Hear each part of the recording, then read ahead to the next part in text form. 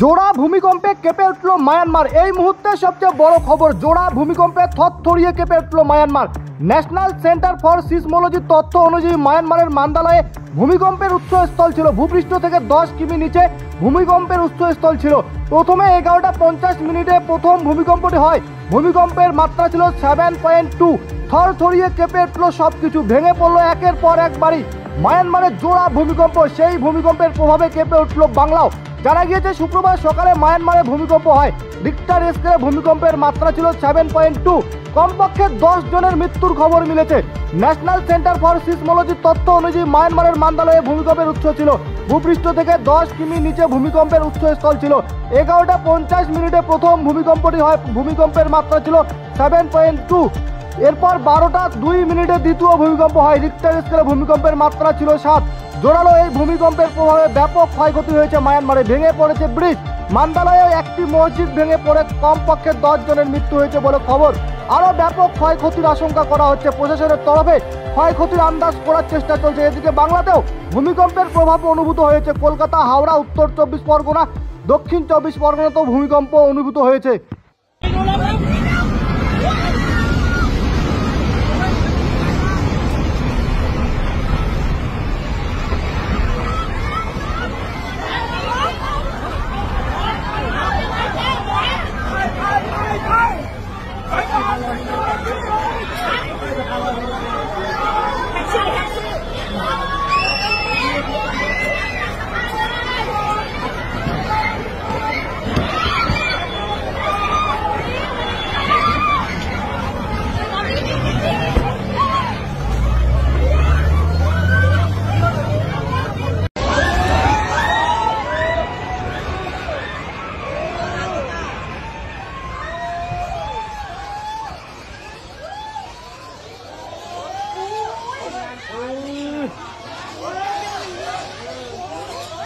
আপনার শহর ধূপগুড়িতে এখন সিনিয়র শিশুরোগ বিশেষজ্ঞ ও allergy asthma specialist doctor Debashis রায়।